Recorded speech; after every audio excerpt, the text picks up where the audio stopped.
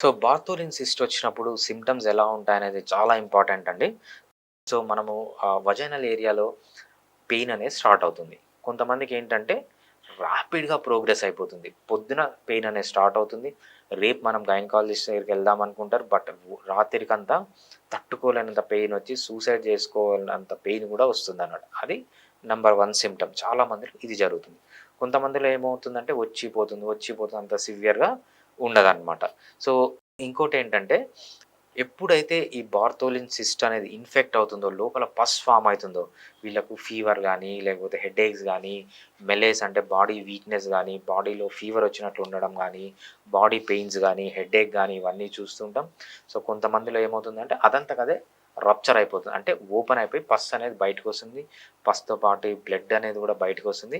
So, different పీపుల్‌కి దీంట్లో presentation అనేది డిఫరెంట్‌గా ఉంటుంది. సో, ఈ దీంట్లో ఏది ఉన్న